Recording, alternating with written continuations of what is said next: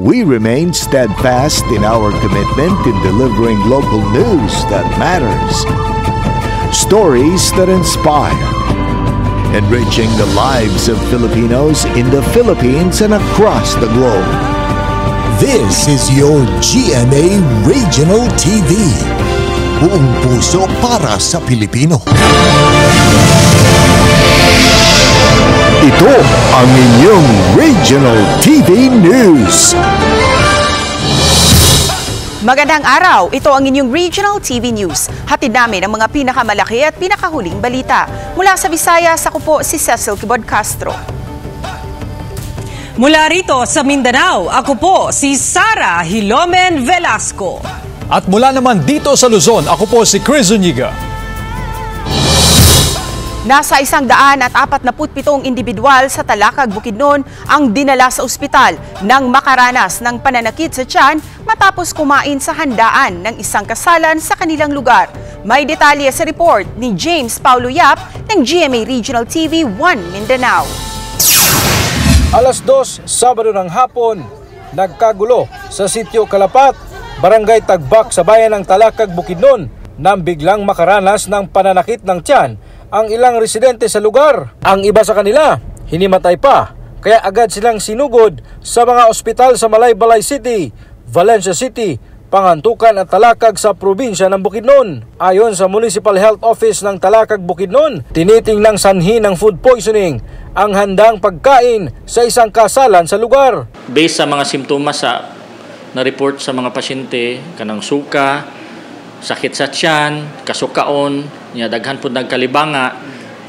Base sa mga simptomas, naagad siya sa staphylococcal food poisoning. Kaya umabot sa 147 na individual ang pinaniniwalaang na food poison. 35 sa kanila ay mula sa bayan ng Talakag kung saan idinaos ang kasalan. Samantala, mahigit 100 naman ang galing sa barangay Kibangay sa bayan ng Lantapan, Bukidnon kung saan niluto ang mga handang pagkain. 3 naman sa 5 kapatid ni Devora Pasili ang nahilo matapos kainin ng ulam na dala ng kanyang 12 anyos na kapatid na galing sa kasalan. Gikuan, hatagan sila og kuan kanang kanon, pansit og kuan kanang adobo. Pag kuan kanang uli dayon nila mga alas 4 guro to mauna ni kadning isa dayon kaning nauna diri sa kuan kay sakit na daw lagi kay lang tiyan na kaning isa kay kuan grabe na yung suka. Kumuha na ng sample mula sa pagkain ng Talakag Municipal Health Office at kasalukuyang isinasa ilalim sa testing. Kumbinsido raw sila na food poisoning due to bacterial infection ang sanhi nito. Mismo ang bride na hospital yun, apil ang bride nga nagigibati nga mga simptomas, so di gud ta kaingo gituyo kay wa pud siguro unaya ang bride. Kaya paalala naman ng mga doktor sa mga naghahanda ng pagkain para sa mga malalaking handaan na siguraduhin hindi lalagpas sa 2 oras o dapat ay kainin na ang mga inihandang pagkain dahil posibleng pamahayan ito ng mga mikrobyo na posibleng maging sanhi ng sakit. Mula sa GMA Regional TV 1 Mindanao, James Paulo Yap, nagbabalita para sa GMA Integrated News. Mga insidente ng pagbaha at landslide na itala sa ilang probinsya sa Bicol Region bunsod ng ilang araw na pag-ulan.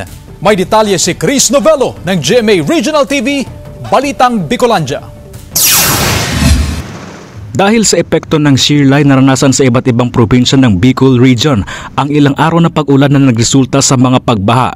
Sa barangay Magsaysay sa bayan ng Uson, Masbate, halos nalubog na sa baha ang isang pampublikong paaralan sa lugar. Pahirapan din ang pagdaan ng mga sasakyan dahil sa mga kalsada na lubog din sa baha. May mga bahay ding inabot ng baha, kaya agad na inilikas ang mahigit 40 apektadong pamilya. Sa bayan ng Mobo, ilang lugar din ang nakaranas ng pagbaha at landslide pero wala namang nasaktan sa insidente. Sa ngayon lang, hindi namin in-expect na itong 4 na araw, sunod-sunod talaga at walang tigil ang ulan. Kaya medyo nagbaha talaga sa ibang area na Masbate. Sa probinsya ng Sorsogon, nasa 45 pamilya rin ang inilikas sa bayan ng Huban dahil sa pagbaha. Isang landslide rin ang naitala sa bayan ng Gubat pero wala namang nasaktan sa insidente. Sa bayan ng Baras, Catanduanes, gumuho rin ng lupa sa National Road ng Barangay Puraran. Dahil dito, pansamantalang hindi nadaanan ng mga sasakyan ang lugar. Dahil sa mga nararanasang sama ng panahon sa iba't ibang lugar sa rehiyon, nagpaalala ng mga otoridad sa publiko, lalo na ang mga nasa high-risk area, na mag-ingat at lagi maging handa sa lahat ng oras. Mula sa GMA Regional TV Balitang Bicolandia, Chris Novello, nagbabalita para sa GMA Integrated News. Nasa mahigit 160 pamilya mula sa 43 barangay sa Eastern Visayas ang pinalikas dahil sa pagbaha. Ang detalye sa ulat ni Femari Dumabok ng GMA Regional TV Balitang Bisdak.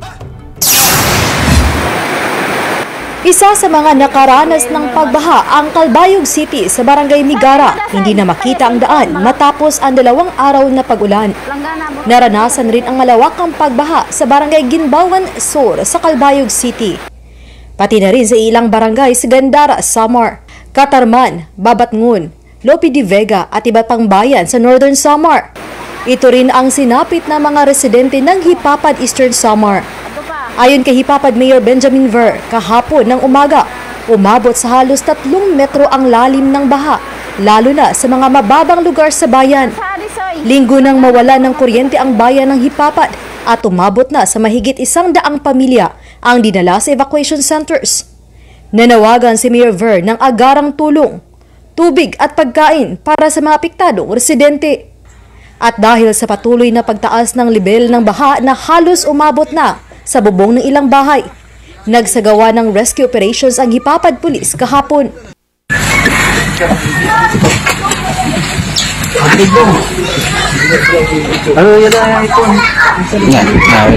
Kahapon, sarado pa rin ang highway papuntang bayan ng Artiches, Eastern Samar dahil lubog pa rin ito sa baha. Nakapagtala naman ng 9 na landslides ang OCD-8 sa Catbalogan, Samar, Northern Samar at Southern Leyte. Mula sa GMA Regional TV Balitang Bisdak, Femari Dumabok, nagbabalita para sa GMA Integrated News.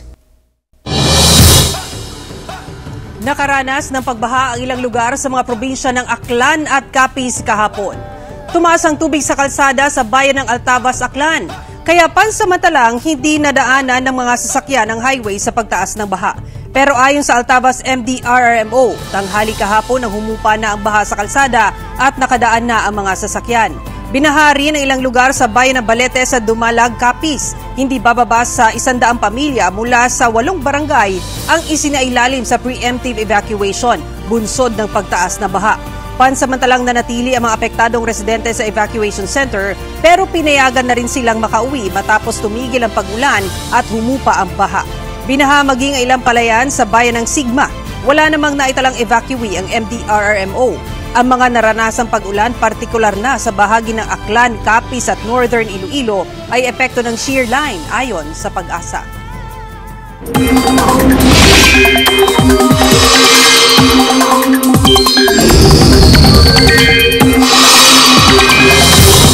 Mga kapuso, magpapatuloy ang lamig sa ilang bahagi ng Luzon habang magiging maulan naman sa iba pang panig ng bansa.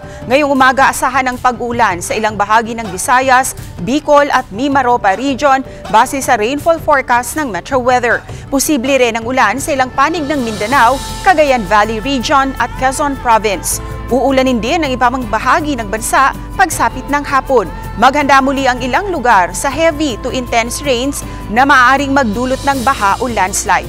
Ayon sa Pag-asa, hanging amihan ang nakaaapekto ngayon sa malaking bahagi ng Luzon. Shear line naman at mga local thunderstorm ang magdadala ng masamang panahon sa iba pang bahagi ng bansa. Walang malaking epekto sa pampublikong transportasyon sa Western Visayas ang isinagawang tigil pasada ng ilang tsuper ng jeepney.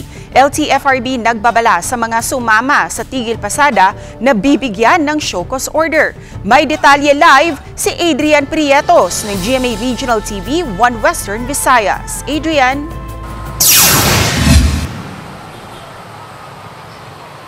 Yes, Cecil, mga kapuso, sa halip nga na tigil pasada ngayong Martes ang Day 2 ng Information Education Campaign ng mga grupo ng mga tsuper sa Bacolod City at maging sa Negros Occidental upang dalhin sa kalsada rito ang kanilang mga hinaing kontra PUV modernization program ng ating national government. Sa Bacolod City, karamihan sa malalaking transport group sa lungsod ay hindi nakiisa sa transport strike. Sa halip na magprotesta, nagsagawa ng Education Information Campaign tungkol sa PUV Modernization Program ang United Negros Drivers Operator Center at Bacod Incorporated na pawang affiliates ng Manibela at Piston. Pero bukas, araw ng Miyerkules, 70% daw na mahigit sa 2,000 na driver-operator members ng kanilang grupo ang magtitigil pasada. Preparation sa mga rutas, kami madakokit kami nga traditional protest caravan sa November 22. Sa Iloilo City, ilang tsoper ng traditional jeep ang sumama sa panawagan ng grupong No to PUV Phase Out Coalition sa Tigil Pasada. Ang pasaherong si Genevieve naantala ang transaksyon matapos kakaunti lang ang jeepney units na bumiyahe sa Muhon Terminal.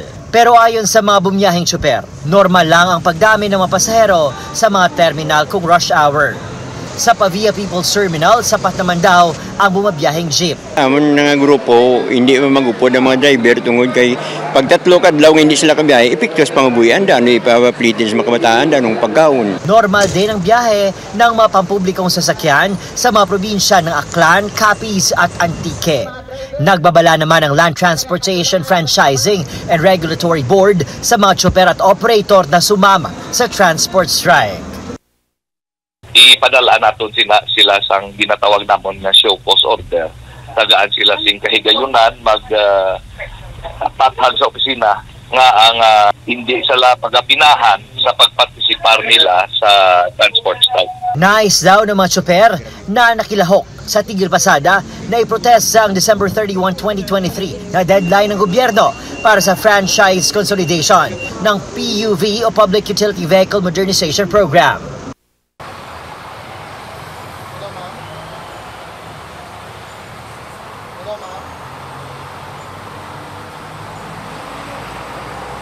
Mga puso, Cecil, dito naman sa Bacolod City sa datos ng local government unit ay mahigit sa 1,600 na mga units ng modernized jeepney target na pumasada sa buong lungsod. Sa kasalukuyan, mga puso, ay nasa 600 pa lang ang nag-ooperate na. Cecil?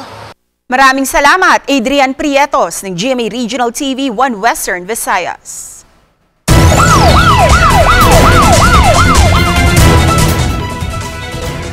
Pinagbabaril sa kanyang bahay ang isang newly elected barangay chairman sa Aritao, Nueva Vizcaya. Insidente sa pool sa CCTV. Narito ang report ni Russell Simorio ng GMA Regional TV 1 North Central Luzon. Nakikipagkwentuhan sa loob ng kanyang bahay si Rolando Sirapon, ang kapapanalong chairman ng Barangay Kalitlitan, Aritao, Nueva Vizcaya, nang biglang dumating ang isang lalaki at sunod-sunod na pinaputukan ng baril ang nakaupong biktima. Dead on arrival sa ospital si Sirapon dahil sa mga tinamong tama ng bala ng baril. According sa videos na pinanood ko, 5 putok lang, pero mga bala nakita 6 to 7. Ayon sa investigasyon ng pulisya, sakay ng motorsiklo ang gunman na mabilis tumakas matapos ang pamamaril. Maaring pinagplanuhan daw ang pagpatay sa barangay chairman. Hindi patukoy ang motibo sa krimen, pero iniimbestigahan ang posibilidad na may kinalaman ito sa politika. At ng mga possible na dinaanan ng suspect, sir, ay in-check or inano po ng ating kapulisan, sir, na ma-identify yung mukha, yung identity ng suspect. Ayon sa pamilya, walang nakaaway o natanggap na death threat ang biktima bago ang pamaril. Siyang nagpaganda ng barangay Kalitlitan, kahit kanino kayong magtanong. Yun barangay nun maliit pa lang. Siya ang gumalaw para palakihin ang barangay. Mula sa GMA Regional TV 1 North Central Luzon, Russell Simorio nagbabalita para sa GMA Integrated News.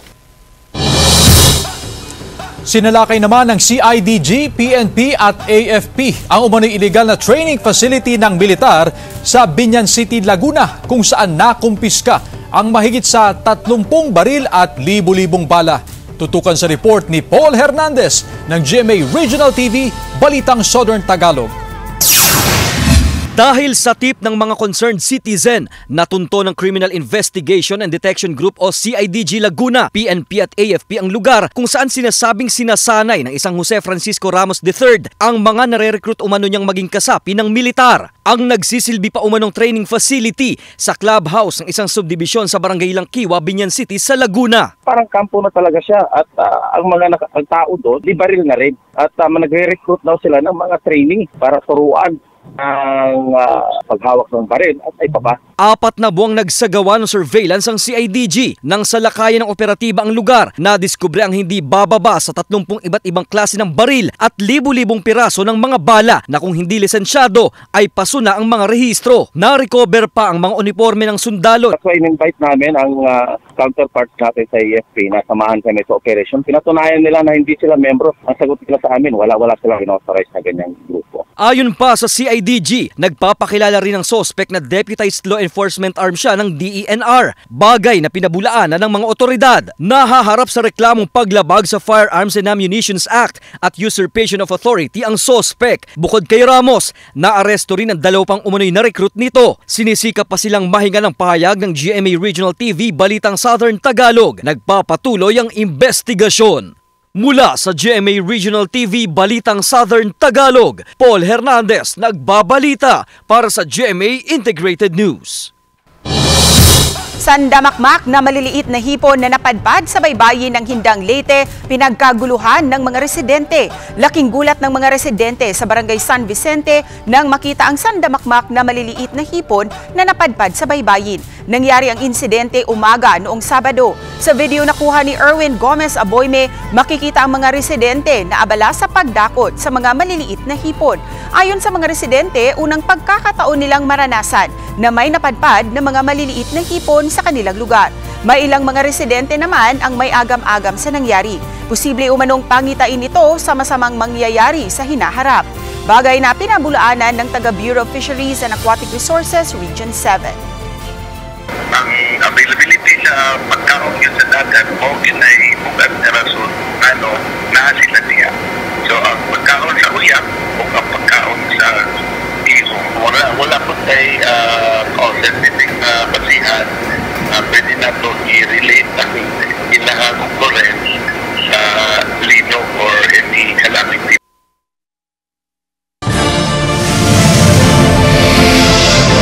Ito ang inyong Regional TV News. Ito ang inyong Regional TV News. Lumutang ang 2 saksi na umano'y nakakita sa nawawalang guro at beauty queen na si Catherine Camilon na duguan at inililipat sa isang sasakyan. Ang detalye sa report ni Denise Abante ng GMA Regional TV Balitang Southern Tagalog. Kinumpirma ng PNP CIDG kahapon na nag-match ang DNA profile ng mga magulang ng nawawalang beauty pageant contestant na si Catherine Camilon sa mga na-recover na hibla ng buhok at blood sample sa pulang SUV. Matatandaang na-recover ng CIDG ang inabando ng sasakyan sa Barangay Dumuklay, Batangas City noong November 8. Yung mga witness natin ay hindi nagsisinungaling. There is a corroborative evidence na talagang yung nakita nilang babae na binubuhat ng mga suspects natin ay certainly ay si Miss Camilon yun. Mas bumigat yung kaso na isinampa natin doon sa mga suspects dahil nga nagtutugma yung mga sinabi ng mga witnesses natin. Pero sa kabila nito ay patuloy pa rin daw na nangangalap ng karagdagang ebidensya ang otoridad laban sa mga suspect. Our PNP forensic groups chemists are trying to examine para makapag-lift ng fingerprints doon para i-match doon sa mga nasampahan natin mga suspects. Nauna nang sinampahan ng kidnapping at serious illegal detention ng suspect na si Police Major Alan De Castro at 3 iba pa. Habang patuloy pa ring pinaghahanap si Catherine at ang sasakyan nito na nakita ng mga saksi na pinanggalingan niya bago siya nakitang inililipat sa pulang SUV. Sa ngayon, missing pa rin kung ituring ng CIDG si Camilon. Patuloy naman silang umaasa na mahahanap pang buhay ang beauty pageant contestant. Sinisika pa ng GMA Regional TV Balitang Southern Tagalog na makuhanan ng pahayag ang pamilya Camilon hinggil dito. Mula sa GMA Regional TV, Balitang Southern Tagalog, Denise Abante, nagbabalita para sa GMA Integrated News. Fish kill sa Lake Buhi sa Albay naitala. Pagkontrol sa mga fish cage sa nasabing lawa, nais ipatupad ng Buhi LGU para maiwasan na ang fish kill. Si Jessica Kalinog ng GMA Regional TV, Balitang Bicolandia para sa detalye. Bagamat masama ang lagay ng panahon, makikita pa rin ang mga taong ito sa gilid ng Lake Buhi sa bayan ng Buhi, Camarines Sur. Nag-aabang ang mga ito sa pagdating ng mga bangka mula sa gitna ng lawa, karga ang mga tilapia na pwede pang mapakinabangan. Nobyembre 19 nang unang maitala ang fish kill sa lugar. Pagka makusog ang uran, sakul na maray ang rainwater, malipot yan na maray nag-aan yan, bababa. Nakukuha niya itong space naman sa aeraroom, itong mainit na tubig sa aeraroom, which is sa baba ang dissolved oxygen, itaas ito, napapalitan ka itong cold water na hali sa uran. Sa tala ng Buhi Lake Development Office, 43 fish cage operators mula sa 3 barangay ang naapektuhan ng fish kill. Umabot na rin sa halos 3 million pesos ang pinsalang iniwan nito. If ever man pwede nang i-harvest yung mga tilapia and kung nasa market size na rin or kung kahit below market size, just to be safe. Dahil dito, ang dating mahigit 100 pesos kada kilo na bentahan ng mga tilapia sa lugar, bagsak presyo na ngayon sa 50 pesos per kilo. Nasa 10% lamang ng buong Buhi Lake ang inirerekomenda ng BFAR Bicol para sa fish cage operation. Pero mahigit pa raw dito ang nag-ooperate ngayon sa naturang lawa. Kaya ang LGU patuloy ang paghahanap ng iba pang solusyon para maiwasan ang overstocking ng tilapia sa Lake Buhi. Mula sa GMA Regional TV, Balitang Bicolandia, Jessica Kalinog, nagbabalita para sa GMA Integrated News. Dinarayo naman ng mga namamasyal ang 3D images at iba pang Christmas display sa Kawit, Cavite. Habang agaw pansin din ang higanteng Christmas tree sa isang universidad sa bayan ng Indang. Silipin sa report ni Paul Hernandez ng GMA Regional TV, Balitang Southern Tagalog.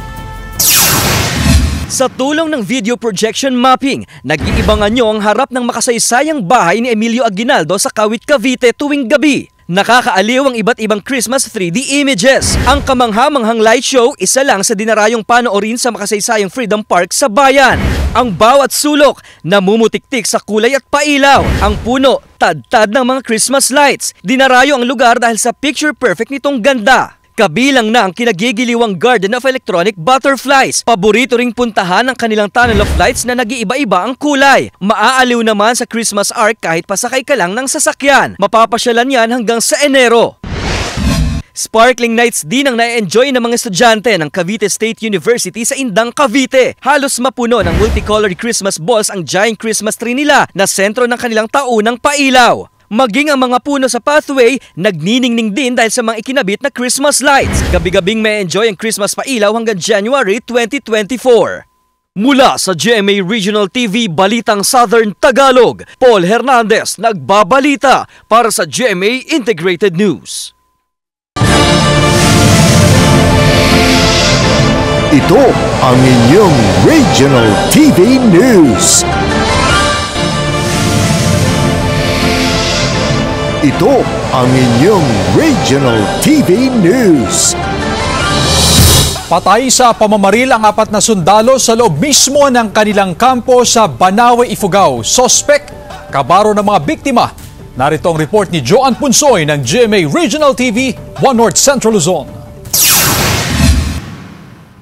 Nasawi ang 4 na personnel ng Philippine Army sa nangyaring pamamaril sa kanilang mismong kampo sa Barangay Viewpoint, Banawe, Ifugao. Nakilala ang mga nasawi na sina Staff Sergeant Andrew Dulnuan, CAFGO o Civilian Active Auxiliary o CAA Alphon Magiwe, CAA Sani Bumadang at CAA Jibili Banghuyaw. Sospek sa krimen si Banghuyaw. Ayon sa pulisya, nag-iinuman sa lugar ang magkakabaro nang umusbong ang hindi pagkakaunawaan. Nagkaroon ng inuman sila doon sa mess hall nila, tapos may naungkat na issue regarding sa dutyhan nitong mga civilian active auxiliary natin. Sa din nitong si Staff Sergeant Andrew Dolnuan doon sa suspect, pag-usapan nila kinabukasan na para mas maipaliwanag sa kanya kung bakit ganon yung sistema ng dutihan nila, ma'am. Mismong ang issued M16 Armalite rifle umano ni Bang Huyaw ang ginamit niya sa pamamaril sa kanyang mga kasamahan. Sa kanya binaril ang kanyang sarili. Nakadestino sa lugar ang pwersa ng Philippine Army para bantayan ang kabundukan ng Cordillera laban sa makakaliwang grupo at NPA. Patuloy pang kinukuhanan ng pahayag ng news team ang AFP kaugnay sa insidente. Mula sa GMA Regional TV 1 North Central Luzon, Joan Punsoy, nagbabalita para sa GMA Integrated News. Pinaghahandaan na ng Department of Health Region 6 ang mas pinaigting na kampanya nito kontra paputok ngayong holiday season. Hakbang ito ng ahensya upang maiwasan o maibaba ang bilang ng firecracker-related incidents, lalo na sa pagsalubong sa taong 2024. Sa tala ng DOH Region 6, 80% sa mga nabiktima ng paputok noong nakarang taon ay mga bata. Nangunguna ang Negros Occidental sa buong Western Visayas sa may pinakamaraming naitalang firecracker-related incidents na umabot sa 72. Sinusundan ito ng Iloilo na may 64. Ang Bacolod City at Capiz naman ay parehong may 16. Kaya inirerekomenda ng DOH-6 ang mga alternatibong paraan ng pampaingay na hindi makapipinsala. Nanawagan din ang health officials ng kooperasyon sa mga magulang upang maiwasan ang disgrasya ngayong holiday season. Pagbubukas ng Christmas Village, nagbigay liwanag at kulay sa Pamplona, Cagayan. Makipasko tayo kay Ivy Hernando ng GMA Regional TV 1 North Central Luzon. Makukulay at nagniningning ng mga ilaw ang suot ng mga mananayaw sa pagbubukas ng Christmas Village ng lokal na pamahalaan ng Pamplona, Cagayan. Kasama sa mga nagbigay aliw ang mga Disney princess at character. 3, 2, 1, Merry Christmas everyone! Nagliwanag ang plaza sa harap ng munisipyo. Fantasyland ang tema ng Christmas Village. Mayroong merry-go-round. Ang giant Christmas tree na napalibutan ng candies. Nagkaroon din ng fireworks display. At sa pagbangon ng mga residente sa matinding pagbaha noong 2019, naging tradisyon na sa bayan ang pasayahin ang mga kababayan. Mismo mga empleyado ng LGU ang bida o nasa likod ng mga character. Mapapanood ang fantasy show at electric parade tuwing Biyernes at Sabado tuwing 6:30 p.m. at 8:30 p.m. Mula sa GMA Regional TV 1 North Central Luzon, Ivy Hernando, nagbabalita para sa GMA Integrated News. Mga kapuso, 34 days to go na lang at Pasko na. Samantala, mapapanood niyo po ang episode na ito sa official website ng GMA Regional TV, www.gmaregionaltv.com. Pwede rin kayong bumisita sa aming official YouTube channel, GMA Regional TV, at i-click ang subscribe button para sa pinakamainit na balita mula sa mga rehiyon. Nais naming pasalamatan ang mga kapuso sa iba't ibang panig ng Pilipinas, maging ang mga kapuso natin abroad. Dahil sa GMA Regional TV, local news matters. Kami ang Regional TV News, buong pwersa para sa mas malaking misyon at mas malawak na paglilingkod sa bayan.